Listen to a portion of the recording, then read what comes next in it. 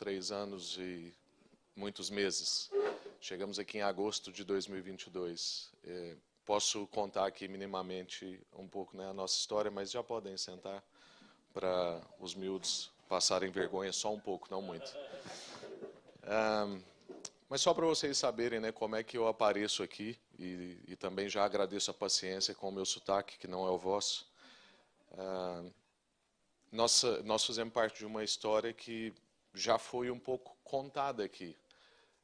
Eu percebo que hoje Deus está com muito alinhamento nesse encontro, né?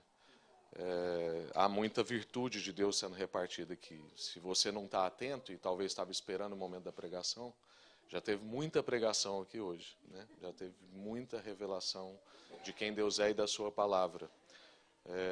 Inclusive, quando o Armando disse aqui sobre essa questão da luz alta, né? Aqui, como é que chama? Os máximos. Tem tudo a ver com o que nós vamos partilhar, tem tudo a ver com o nome dessa igreja também. É importante nós percebemos que o nosso Deus é um Deus que se revela e quer revelar.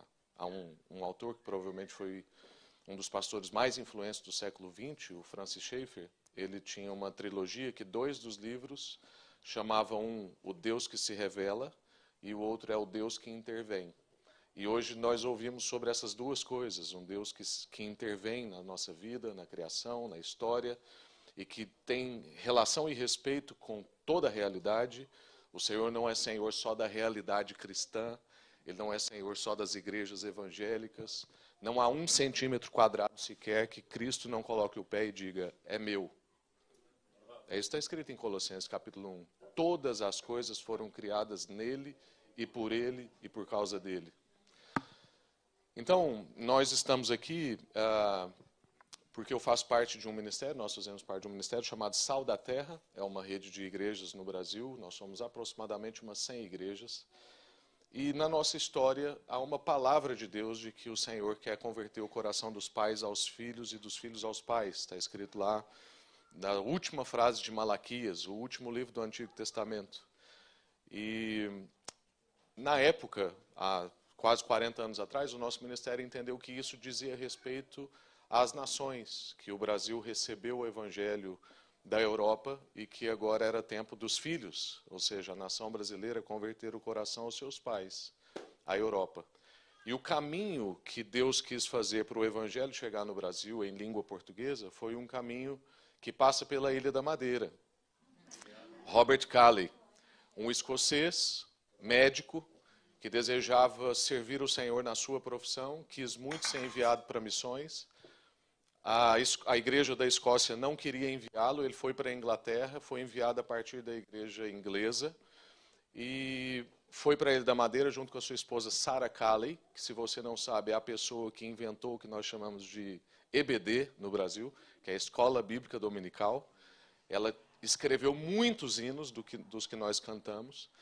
E eles, então, na Ilha da Madeira, serviram. Ele aprendeu a falar português na Madeira, então é um bom português, não é?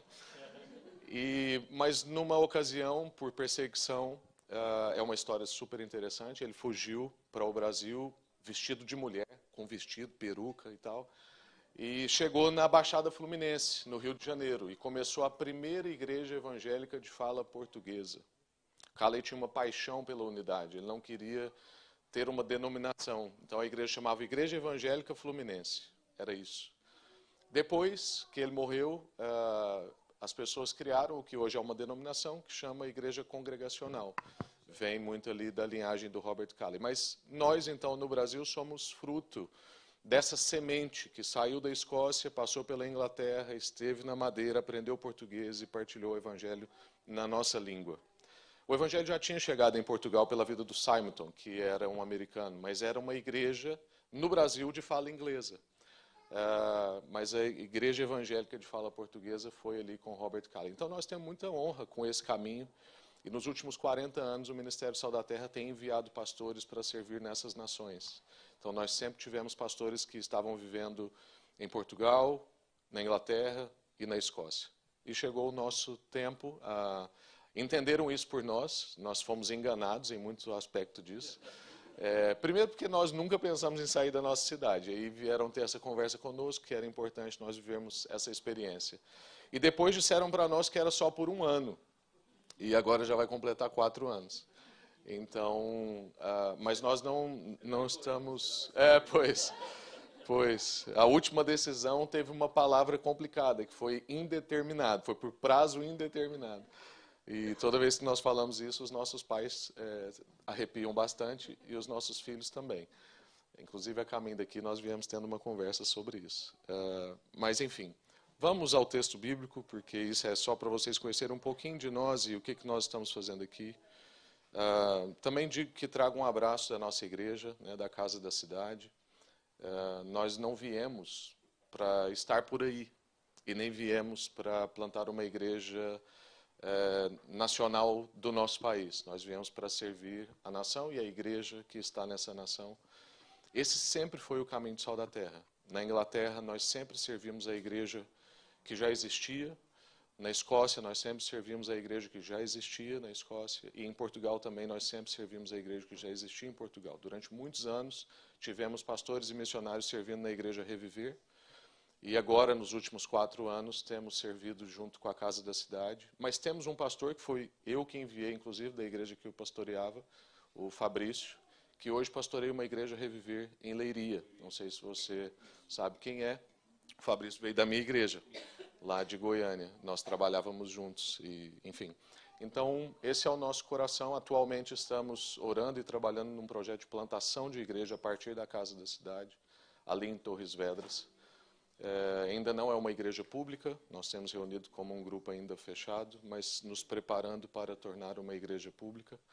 Trago então um abraço da Casa da Cidade, pastor João Martins, pastor Tiago Alves, pastor Bruno Mira. Eles sabem que nós estamos aqui, cederam-nos para isso, e é uma alegria e um privilégio estar aqui. Parabéns pela igreja Lighthouse, e o Zé, a Célia, tem sido bom à distância a gente se admirar e comunicar virtude um com o outro. Para mim é um tremendo privilégio estar aqui hoje e servir um pouquinho. Vamos abrir então em Mateus, no capítulo 5, um texto clichê. Um texto bem clichê para o nome de vocês. Até porque, como eu faço parte do Ministério Sal da Terra, hoje eu vou ler só a parte do texto que fala da luz do mundo, para não ficar muito bairrista, né? Então, Mateus, no capítulo 5, do verso 14 até o verso 16.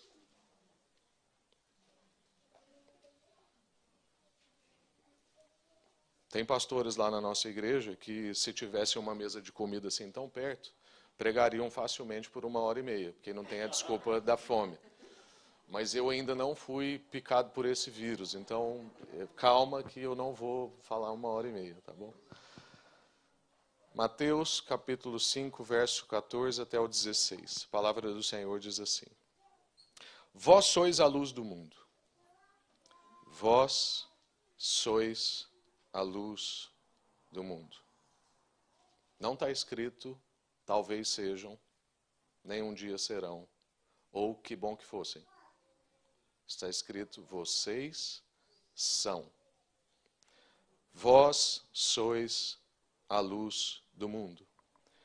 Não se pode esconder uma cidade situada sobre um monte. Nem os que acendem uma candeia a colocam debaixo de um cesto, mas no velador, e assim ilumina a todos os que estão na casa. Assim, resplandeça a vossa luz diante dos homens, para que vejam as vossas boas obras e glorifiquem o vosso Pai que está no céu. Amém. Vamos orar. Obrigado, Senhor, por essa manhã.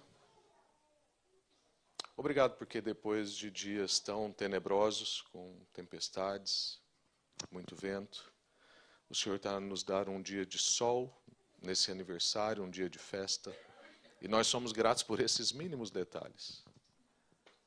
Obrigado pela sua palavra que nos instrui, obrigado pelo Espírito que comunica novidade da palavra sempre que nós a lemos e ouvimos. A sua palavra não caduca, a sua palavra não se esgota. porque o Espírito a renova. E que agora não seja diferente, que enquanto, ó Deus, nós conversamos a respeito da sua palavra, que o seu Espírito transforme a nossa mente. Que o Senhor derrube, ó Deus, fortalezas mentais. Que o Senhor quebre cadeias de mente, amarras que prendem o nosso coração. Que nós sejamos iluminados nessa manhã, em nome de Jesus. Amém. Amém. Graças a Deus. Bom, o que nós celebramos, né, no aniversário de igreja? Eu acho que nós não celebramos somente estrutura, números, quantas pessoas. Isso faz parte, isso é bom. Mas eu acho que nós celebramos principalmente fidelidade, obediência. Nós celebramos autenticidade. Eu acho que fidelidade e autenticidade são duas coisas que redundam de uma coisa que esse texto fala, que é identidade. Quando nós não conseguimos perceber quem nós somos, não conseguimos viver bem com quem nós somos, vivemos em busca de identidade ao invés de viver a partir de uma identidade, ou vivemos em tentativas de confirmação de identidade ao invés de viver de forma a revelar a identidade que temos, de quem somos. É impossível viver em fidelidade com autenticidade. Fidelidade e autenticidade só fluem de uma identidade. Então, qual é a métrica de crescimento de uma igreja? O que nós queremos celebrar numa festa? Esse ano a minha princesa Aurora aqui faz 8 anos também. E quando a gente estava vindo, eu disse isso, ela falou assim, uau, a igreja tem a minha idade. O que nós celebramos? Né? Qual é a métrica de crescimento, de maturidade? Eu acho que o Senhor tem para nós uma métrica que nós raramente usamos ou pensamos, que é o caráter de Cristo formado em nós. A igreja onde nós pastoreávamos cresceu muito numericamente, e foram crescimentos de números grandes. Até nós saímos de lá, a igreja tinha aproximadamente 1000 pessoas. E sempre que nós íamos avaliar, fazer o retiro ali do conselho da igreja, fazer a avaliação de como é que estava sendo a igreja, nós avaliávamos o plano que nós tínhamos feito. O retiro aconteceu, tantas pessoas foram batizadas, teve o encontro de mulheres, teve o culto de jovens, aquela programação foi boa, aquela outra não foi muito boa, fulano não se portou muito bem. E aí avaliávamos o que nós conseguimos cumprir, o que nós não conseguimos cumprir. Foi um ano bom e tal. Teve um ano que, incomodado, eu disse assim, irmãos, quero fazer uma pergunta antes da avaliação e quero que todas as nossas respostas sejam a partir dessa pergunta. Paulo dizia que ele sofria como quem tem dores de parto, Gálatas capítulo 4, até ver Cristo formado em vós. Então, se tinha uma dor que Paulo tinha, a angústia dele era ver Cristo formado em cada um de nós. Então, eu quero fazer essa pergunta. Quando nós olhamos para a nossa igreja, nós vemos Cristo formado nas pessoas? Se sim, o ano foi bom, somos uma igreja de sucesso. Se não, precisamos trabalhar muito. Se não estamos vendo Cristo sendo formado, não precisa estar pleno, porque isso ainda é um processo da vida inteira. Mas se nós vemos, porque muitas vezes, se esse for o critério, uma agenda que deu errado pode ter dado certo. Porque muitas vezes, na frustração de uma agenda, eu fui trabalhado no meu caráter. Aquilo deu errado, aquilo revelou a minha instabilidade, a minha raiva, a minha dificuldade de reação com o que não presta. Ou então o irmão que passou a projeção errada, aqui vocês não têm esse problema, mas toda igreja tem esse problema. É o endemoniado que não... Parece que não vai, está sempre num ritmo assim, sabe? Conferiu a mensagem no telefone, alguém chamou a atenção, aí quem está lá não consegue cantar e tal. Aí, como é que nós vamos tratar com essa pessoa? Que oportunidade nós temos de falar com ele a respeito de disciplina, concentração, fazer como para o Senhor, não para homens. Se você faz bem, lá no seu trabalho você atrasa as entregas? Não. Então por que aqui na igreja você atrasa as entregas? Então vamos fazer, enfim, a métrica é o caráter de Cristo formado em nós, a nossa identidade bem firmada em Jesus. Isso também foi dito aqui hoje. O nosso desejo, então, é que a igreja, bem como a nossa vida, flua a partir de uma identidade, não em busca dela. O Francis Schaeffer, que eu já citei aqui, ele dizia que a sociedade perdeu a ideia de criação. E é por isso que já não pensa mais a respeito de identidade. Hoje, nas universidades, fala-se mais sobre cultura humana do que natureza humana. E quando nós não pensamos sobre questões de natureza, nós perdemos a ideia de que identidade é uma coisa dada e não uma coisa a ser conquistada. Essa semana eu li um trecho de um filósofo lá do Brasil que é bem pop, o Luiz Felipe Pondé, e aquilo era uma entrevista para mim de desespero, porque ele dizia exatamente isso, que propósito não existe, você o faz. Identidade não existe, você a cria. E ele conclui dizendo que até hoje ele não sabe exatamente por que nós estamos aqui, mas ele desafia cada um a inventar um propósito, senão a vida é desesperadora. Eu falei, mas isso já é desesperador. Se nós perdermos essa perspectiva de uma identidade dada, concedida, e não aquela que nós temos que buscar, nós vamos desesperar. Só que nós fazemos parte dessa sociedade, e isso nos afeta. Isso não está fora de nós. Isso não está dessa porta para fora. Nós estamos aqui conversando a respeito da Bíblia, nós estamos aqui cantando músicas ao Senhor, e essas coisas estão na nossa mente. Quem eu sou? O que eu quero ser? O que eu quero fazer? Qual o valor que eu tenho? Aí fora, nós somos medidos pelo produto que a gente entrega. Qual curso você fez? Qual título você tem? Que trabalho você faz? Qual é o seu ordenado? Que tipo de roupa você usa? Que carro você conduz? Quantos filhos você tem? Hoje em dia, tudo isso é métrica identitária. Essas coisas estão à nossa volta e nos afetam. Portanto, nós precisamos ser relembrados da nossa verdadeira identidade. E quando Jesus, então, vai falar de identidade, o grande pastor John Stott, inglês já falecido, ele dizia que todo o Sermão do Monte é um sermão a respeito de identidade. Então, o trecho que nós lemos está logo após ao Sermão do Monte. Quer dizer, ainda é parte do Sermão do Monte, está logo após as bem-aventuranças. Logo após as bem-aventuranças, Jesus usa três imagens para falar de identidade. Ele vai falar primeiro do sal, que eu pulei, depois ele vai falar da luz, e ele termina dizendo da rocha, da pedra, que também já foi dito aqui hoje. Há alguma coisa especial nessas imagens. E o texto que nós lemos hoje, então, vai mostrar para nós o que é essa identidade, qual é o nosso nome, por que luz? E pensando na identidade de vocês, que são um farol, o que Deus está comunicando? Porque às vezes nós achamos que nós é quem escolhemos os nomes. Mas é o Espírito que vai lá e sopra nomes para nós. O meu filho não chama Victor por acaso. Podia ser só Victor. Mas tem dois motivos. Um é que o meu pai chama Victor. E nós queríamos fazer uma homenagem em vida, que geralmente é melhor do que em morte. Homenagem em morte também é boa, vale a pena. Mas o outro motivo é que Vitor significa vitória. Mas Victor vem de Christus Victus, que é a vitória que vence o mundo. Não, a vitória que vence a morte. Não, e o mundo também. Não é qualquer vitória. O Vitor pode ser vitorioso. Existem outros Vítors, nada contra. Mas o fato de ter um C no Victor é porque nós queríamos comunicar uma vitória superior.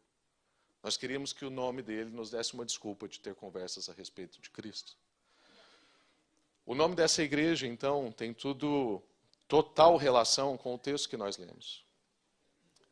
Nós vivemos hoje com pessoas ao redor que vivem confusas, algumas desesperadas, como nós falamos, e sem referência. E um farol é um ponto de referência. E nós somos chamados a ser esse ponto fixo que brilha. Para as pessoas saberem onde é que fica a terra firme. O povo de Deus não é um povo que foi convidado a ser separado como quem não se mistura, tratando os outros quase como se fossem assim. Eles não, os contaminados. Tanto que Jesus ensina para nós, quando ele encontra com o leproso, que ao invés de dizer esse não, um contaminado, ele abraça o contaminado, na certeza de que no abraço o contaminado vai ser curado mais do que ele vai ficar enfermo. Nós, em contato com a sociedade, temos mais convicção de que a sociedade pode ser curada no nosso contato, ou nós temos mais medo de nós ficarmos enfermos no contato? Eu venho de um país onde os pais já não querem enviar os filhos para as escolas comuns, ou para as universidades comuns, porque vai que eles se desviam. Aí está uma dúvida da identidade. Aí está, na verdade, uma convicção de que é mais fácil, então, o meu filho ficar enfermo com aquela doença do que ele ser instrumento de cura para aquela enfermidade. Quando o povo de Deus é chamado a ser um povo separado, lá no Êxodo, não era simplesmente para dizer que era melhor do que os outros, era para ser um farol, era para ser um ponto de referência. É por misericórdia da sociedade. Portanto, quando nós não vivemos em coerência com quem nós somos, é falta de misericórdia com a cidade. Porque nós os entregamos ao seu desespero. Quando nós vivemos coerente com quem nós somos, é misericórdia com a sociedade. Porque quando a sociedade colapsar no seu modo de viver, com as buscas que ela tem, com as supostas verdades que ela estabelece, e tudo isso se diluir, que é hoje nós vivemos uma sociedade líquida, na verdade agora já está tudo na nuvem, já não é nem líquido, já é gasoso. Quando todas essas coisas se desmancharem em água ou em gás, em vapor, as pessoas podem olhar para nós e falar assim, ainda está ali um povo que sabe como é que é ser família. Ainda está ali um adolescente que sabe como é que é ser adolescente, um jovem que sabe como é que é ser jovem, um idoso que sabe como é que é ser idoso. Ali está um pai que sabe como é que é criar um filho, ali está uma mãe que sabe como é que é orientar uma criança, ali está uma esposa que sabe como é que é ser mulher, ali está um pai que sabe como é que é ser marido também. Há uma referência. É isso que é um farol. É isso que essa igreja foi chamada para ser. O livro de Mateus tem um tema. Quando nós vamos ler os evangelhos, ou qualquer livro da Bíblia, é bom nós percebermos a sua ideia geral, né? Porque, por exemplo, as cartas do apóstolo Paulo eram como se fosse um e-mail. Você não lê 2 linhas do e-mail hoje, e na semana que vem lê outras 2 linhas do e-mail, e acha que entendeu tudo que a pessoa quer dizer no e-mail. Você senta e lê uma carta, e lê um e-mail, e lê uma mensagem. O tema do Evangelho de Mateus é a chegada do reino de Deus. Esse é o grande tema, esse é o grande assunto desse evangelista. É Jesus apresentado como rei. Agora, o evangelista Mateus, quando narra os passos de Jesus através do seu evangelho, ele quer responder uma pergunta, que é, ele vivia numa realidade de império, de poderes imperiais. Agora chegou o rei tão aguardado. Fica uma pergunta que é, o que muda com a chegada desse reino? Está lá o João Batista, no deserto, todo excêntrico, comendo gafanhotos, anunciando que vem. O rei chegou. O que muda na vida de João? O que ele passou a fazer depois que Jesus chega? Você estava lá na sua família, no seu trabalho, você estava lá nos seus estudos, você estava lá nos seus planos de vida, você está lá no seu casamento, você está na relação com os seus amigos. Chega uma outra realidade de vida sobre você. Chega um outro poder, aquele que é um poder resolvedor e orientador. O que muda na sua vida? Se nós dizemos que Jesus é o rei e o rei chegou, o que muda na nossa dinâmica de vida a partir dessa chegada? Hoje já foi citado aqui também, agora há pouco, pela Cristina, um texto de Efésios capítulo 2, que vai dizer dessa mudança de realidade. O texto diz que nós somos retirados do império das trevas e transportados para um reino de luz. As duas palavras que são diferentes aqui não é apenas trevas e luz, é império e reino. Qual é a lógica de um império? O império funciona na base da força, da conquista. O império só avança se ele conquistar a outra terra. Através de imposição, matança, guerra, pressão, rendição. Um reinado não. Um reinado avança conforme a família avança. Portanto, se um rei morre, quem é o seu sucessor? Não é o próximo poderoso. Não é o próximo mais forte. Não é o próximo conquistador. É o filho. Porque a lógica de um reino é lógica de família. E não de força, não de desempenho, não de performance. O que Jesus está revelando para nós é que com a chegada desse reino, a nossa lógica muda. Nós somos chamados a ser um povo que traduz família. Nós não somos chamados a valorizar as pessoas ao nosso redor pela sua performance, pela sua força, pelo seu desempenho, pela quantidade de dons que ela tem. As pessoas ao nosso redor não valem pelo que elas fazem, elas valem por quem elas são. O meu filho não vai se tornar mais o meu filho, a minha filha vai se tornar mais a minha filha, conforme melhores elas forem. Eu vou ficar muito contente quanto mais eles se desenvolvem. Mas eu fico contente só deles existirem. Quando um filho nasce, a gente descobre um amor que a gente não sabia antes. Né? Por que aquela criança não faz nada para nós? Só demanda, só desgasta. E parece que não cabe dentro da gente aquele amor. A gente não dorme, a gente fica preocupado. Nós temos perguntas sem respostas. A criança assim, passa uns dias, ela começa a firmar o olhar em você, você já... Ele olha para mim. Não faz nada. É suposto ser assim no nosso meio. O outro valer por quem ele é. E não pelas suas capacidades. O que muda, então, com a chegada desse reino, uma das coisas é a lógica. Agora é uma lógica de família e não uma lógica de império. O que muda com a chegada desse reino é que nós recebemos um batismo. Nós temos um nome. Antes você estava por aí, sem nome. Ou com o nome que você achou que tinha. Agora não, agora você tem um nome. O seu nome é Luz. É uma questão de natureza, como nós falamos. Vocês são luz.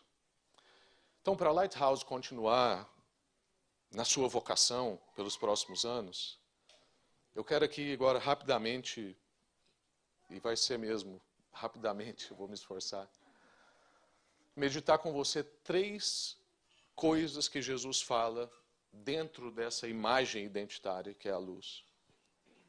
E que Jesus vai dizer que isso é acerca da nossa natureza, a natureza que nós todos recebemos, todos os que estiveram em encontro com Jesus, todos que fazem parte da igreja Lighthouse e a Lighthouse enquanto povo junto.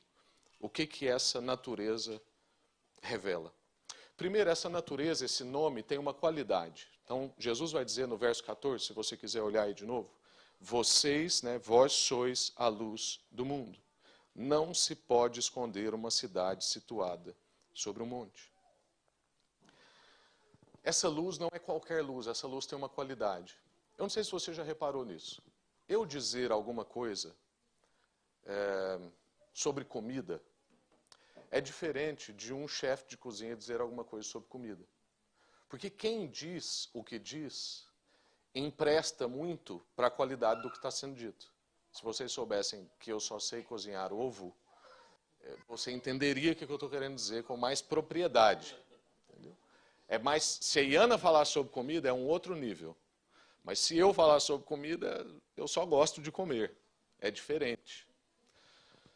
A qualidade da sua identidade, da minha identidade, vem por causa da boca de quem disse. Não é porque você tem mais capacidade ou não de ser uma luz maior ou melhor ou não. Todos nós somos luz, porque Jesus disse que nós somos luz. Amém. Não importa se você sente que é uma luzinha ou outro sente que é uma luzona. A questão é quem disse que você é luz. No Brasil existe uma marca que é a Brastemp. É uma marca de eletrodoméstico. A Brastemp era assim... era tão referência que quando a pessoa dizia qualquer coisa, até para fazer bullying com o irmão, falava assim, esse irmão não é uma Brastemp. Mas, então quando a gente comprava um eletrodoméstico, geralmente a resposta era assim, não é uma Brastemp, mas... Ou então para aqueles que tinham condição financeira, assim, eu comprei uma Brastemp. Aqui deve ser tipo a Bosch, talvez, não sei. Enfim, então... a qualidade de quem produz, de quem faz, de quem disse, já diz por si. Eu, antes de vir para o ministério, era representante de medicamento. Eu representava um medicamento que era da Bayer. E a Bayer tinha um slogan que é: se é Bayer, é bom. Que é isso? Gente, se seres humanos conseguem criar frases assim, pensa Jesus. Se ele diz que você é luz, quem é a Bayer? Se você é luz boa. Tem qualidade, é intrínseco. É uma qualidade tal, o texto está dizendo, que não pode se esconder. É percebido. Agora, é percebido, mas também é recebido. Ou seja, não é conquistado. A nossa identidade não é conquistada. A nossa identidade é dada. É recebida. É um favor imerecido. É graça. É dádiva. Essa qualidade é tão intensa que nota-se, não dá para esconder. Lá perto da nossa cidade tem uma outra cidade, que é a capital do país, perto para um brasileiro. Brasília, está a 2 horas e pouco da nossa cidade. Quando nós estamos indo para Brasília, é um caminho ascendente. E quando nós chegamos perto de Brasília, se estiver assim de tarde ou de noite, nós sabemos, com cerca de mais de 1 hora antes, que nós estamos chegando em Brasília. Ou seja, na metade do caminho nós conseguimos perceber que estamos chegando em Brasília. Por quê? A luz da cidade reflete no céu. A gente vê que a cor do céu muda. Porque não dá para esconder uma cidade situada sobre um monte. Esse é o tipo de luz que eu e você somos chamados a manifestar. Portanto, se você tem passado despercebido nos lugares onde você vive, pode ser que você tenha uma crise na sua identidade. Uma igreja que consegue passar despercebido no lugar onde está, pode ser que está com crise na sua identidade. Pode ser que é uma luz que está colocada debaixo, como o texto está dizendo. Mas nós fomos chamados para ser uma luz com qualidade intrínseca. E qualidade intrínseca vai dizer da nossa intensidade, da nossa natureza, e não necessariamente da quantidade de luz. Pode ser que você, hoje em dia tem isso, tem umas lâmpadas pequenininhas que iluminam assim. Outro dia nós falávamos sobre astigmatismo, que é um problema com quem tem sensibilidade à luz, e a pessoa dizia assim, olha, não é que hoje em dia também há mais problemas de astigmatismo, é que hoje em dia as luzes também são mais fortes. É verdade. Nós somos esse tipo de luz, que muitas vezes não interessa se é uma luz pequena ou uma luz grande. A questão é que ela é intensa, ela tem qualidade. É um tipo de luz que pouca luz dissipa muitas trevas. Eu não sei se você já teve essa experiência de ficar num lugar que está escuro, e quando você entra no lugar escuro, você não enxerga nada. Passado alguns segundos, você começa a ter algum discernimento do lugar onde você está. Principalmente se entrar um fecho de luz. Isso é um encorajamento para mim e para você. Talvez você está num ambiente, eu já ouvi isso muito de jovens universitários. Pastor, mas só tem eu de crente lá na minha sala. Eu sou pouco. Falo assim, você não é pouco. Você é suficiente. Porque não precisa de muita luz para dissipar trevas. Pouca luz pode dissipar muitas trevas. Você está num lugar totalmente escuro, entra um raio, uma fresta pequena, esperança no lugar. Agora, isso não é para a nossa vaidade, não é você que tem essa capacidade. Porque senão eu falo tudo isso para você e você está aí já ansioso. Como é que eu posso intensificar a minha luz? Nós somos como um espelho. Se você coloca um espelho num lugar escuro, não adianta nada. Agora, se na frente desse veio, aqui usa essa palavra, veio de luz, na frente desse veio de luz você coloca o espelho, então você tem capacidade para iluminar aquele ambiente. Nós não temos essa luz própria. Nós somos tipo um interruptor, que estava desligado, estávamos mortos. Morto não tem vontade. Aí Jesus veio, graças a Deus, e fez assim, ó, ligou a luz dele. E agora nós podemos, com essa luz que tem qualidade intrínseca, que veio dele, podemos influenciar as nossas realidades. eu concluo esse ponto da qualidade dizendo que, uma citação do C.S. Lewis. O C.S. Lewis, num dos seus livros, diz que com a chegada da energia elétrica numa cidade, toda a realidade da cidade muda, muda suas rotinas, por exemplo. Pense você viver numa aldeia, num lugar onde não existe luz. O contexto de Jesus, por exemplo. Chegou ali a ideia da lamparina, que é o texto que ele está usando aqui. Mas antes da lamparina não tem formas de produzir luz a não ser sol e lua. Como é que é a rotina dessas pessoas? Quando dá 7, 8 da noite, todo mundo vai dormir. A não ser no verão em Portugal, que fica claro até 10 horas da noite. Uma coisa que nós descobrimos que é possível nos últimos quase 4 anos. E aí, colocar as crianças para dormir no seu horário é mais difícil. Mas, enfim, pensa lá, você está numa realidade dessa. Chega a energia elétrica. Mudou tudo. Agora eu posso dormir a hora que eu quiser. Eu posso dormir 10, 11, meia-noite. Com isso, eu volto na pergunta que nós abrimos essa partilha. O que muda com a chegada do rei? O que muda com a chegada do rei através de você? Nos ambientes que você frequenta, você adequa, você adapta a sua rotina e a sua realidade por causa da realidade ao seu redor? Ou porque você chegou a aspectos da realidade ao seu redor que transforma por causa da sua presença? Eu tenho um testemunho simples. Conheço 2 amigos que faziam parte de um grupo. Eu andava de moto quando estava no Brasil. Fazia trilha de moto. Gosto muito, meu pai fazia, comecei nisso muito cedo. E nesse grupo éramos pouquíssimos cristãos, 2. E o grupo sempre enviava coisas inapropriadas. E esses 2 saíam do grupo. Na terceira saída do grupo, criaram um grupo, persistentemente, incluíram, porque terceira saída quer dizer que eles saíram e foram reinseridos no grupo 2 vezes. Aí na terceira, inseriu-os no grupo e o líder do grupo falou assim: este grupo está proibido de enviar esse tipo de mensagem. Existe um outro grupo que todo mundo pode estar, onde a gente vai enviar de tudo. Mas nós queremos a presença do fulano e do fulano aqui não vai enviar. Pronto. Um grupo com 100 pessoas. Tinha só 2 crentes lá. Pouca luz. Pouca luz dissipando muitas trevas. Melhor ainda seria se o outro grupo deixasse de existir e não mandasse essas coisas também. Mas pelo menos daquela realidade, conseguiu ter uma transformação. A chegada da luz tem que mexer na realidade das pessoas. A segunda coisa que Jesus fala no texto é que essa luz tem lugar. Então essa luz tem qualidade, verso 14.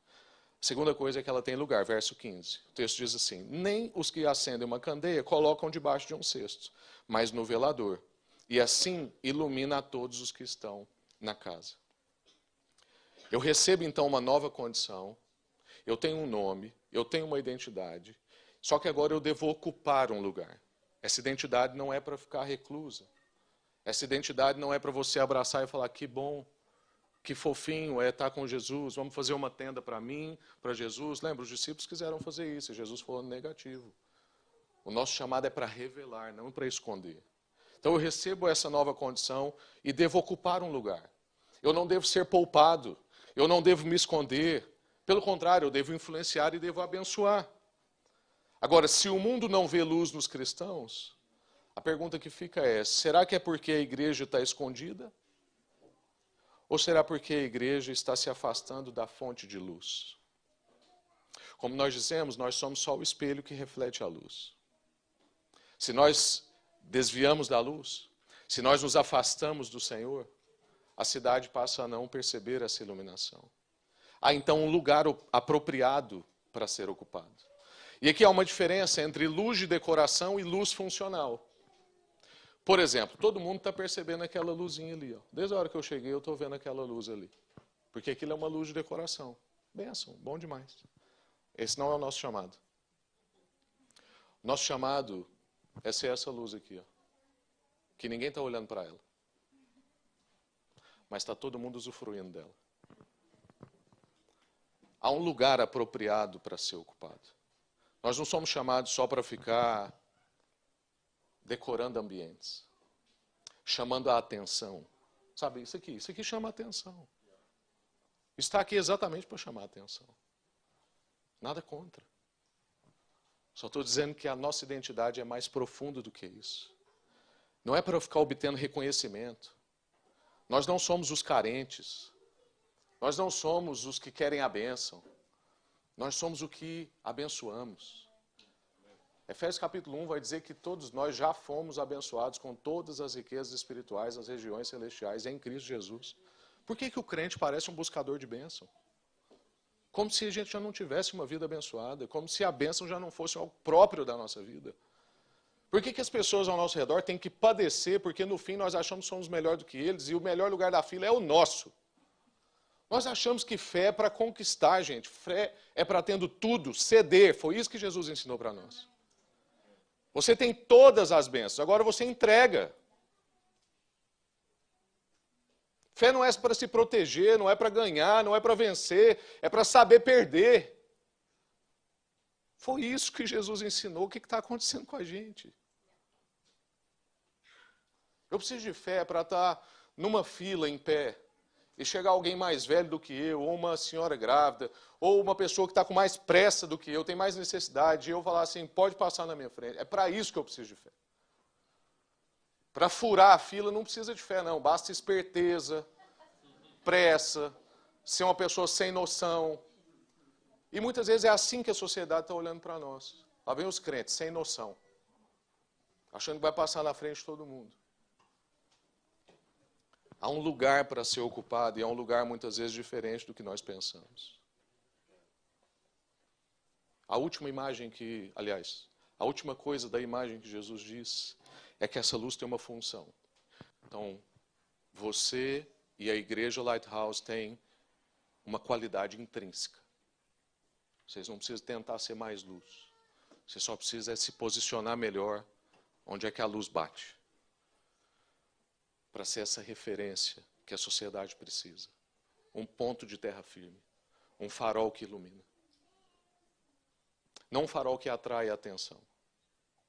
Um farol que aponta caminho, como o Armando disse aqui. Quando nós adoramos, é como ligar aos máximos. Eu vejo com mais clareza. Agora, o melhor é o seguinte, as pessoas ao nosso redor veem com mais clareza. Você tem qualidade intrínseca, você ocupa um lugar e, por último, você tem uma função. É importante essa sequência porque nós vivemos num mundo que inverte a sequência. Tudo ao nosso redor diz, faça, então você será. Faça um curso de medicina e você será um médico. Faça tudo bem feitinho e Deus vai te abençoar. É assim que nasce um religioso. Assim que nasce um legalista. Assim que nasce alguém que não tem compaixão e misericórdia das pessoas que ainda não tiveram encontro com Jesus. Jesus disse, porque vocês são, vocês vão fazer muito. E o que vocês vão fazer não é para vocês mesmos, é para revelar. Qualidade, lugar e função. O que diz o último verso do nosso texto? Para que, vendo as suas boas obras, glorifiquem a vocês. Vocês são incríveis.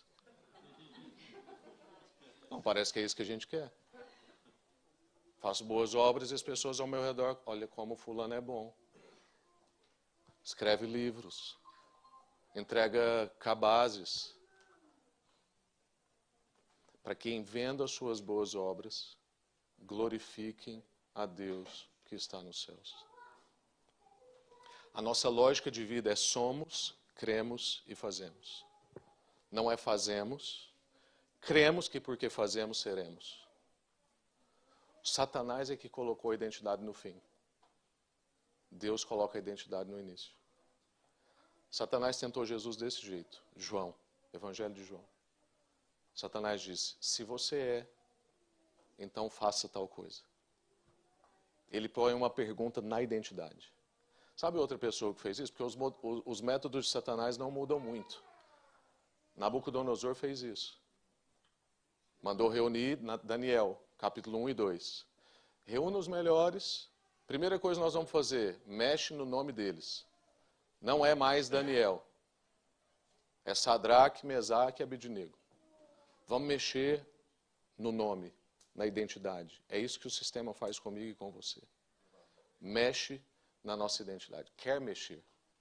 Mas nós temos um nome anterior. O que Daniel e os seus amigos fizeram? Você pode me chamar do que você quiser. Eu sei quem eu sou. Eu sou o Daniel. Pode me chamar de Sadraque. Eu sou o Daniel. Pode me oferecer a comida que você quiser. Eu não vou sentar à mesa com o rei para ficar comendo dessas coisas. Eu tenho outro alimento para comer. Você tem uma função nesse lugar. Você é. Você não está em busca de identidade. Você vive a partir dela. Por exemplo, eu não amo os meus filhos para que eles me amem. Eu amo os meus filhos porque eu recebi a condição de amar. Você não faz o bem para as pessoas ao seu redor para que elas também façam o bem para você. Isso o mundo sabe fazer. Nós adotamos uns provérbios como se eles estivessem na Bíblia. Trata os outros como eles tratam a você. Não. Jesus disse que é para a gente tratar todo mundo bem. Porque senão o que sobra para os que tratam a gente mal? Nós fazemos o bem porque o bem é bom. Nós não fazemos o bem para ter uma recompensa. Nós fazemos o bem porque nós não sabemos fazer outra coisa. Nós recebemos a identidade de Jesus, é isso que nós somos. Nós não fazemos o bem porque o outro fez tal coisa ou deixou de fazer tal coisa. É importante firmar a nossa identidade e reforçar que ela é recebida para que a gente possa então cumprir a função. E aí nós seremos luz de topo. Quantas pessoas querem ser luz de topo? Deus vai nos colocar em lugares mesmo de influência. Mas sabe o que vai acontecer? As pessoas não vão olhar para nós, como essas luzes aqui. Elas vão usufruir do que nós iluminamos. Então a Lighthouse não está aqui para todo mundo ficar olhando para ela. Você não está no ambiente onde você está para todo mundo ficar olhando para você. Nós estamos aqui enquanto igreja e nós estamos nos lugares onde nós estamos para as pessoas usufruírem da luz que sai de nós. Eu quero orar com você. Vamos ficar de pé?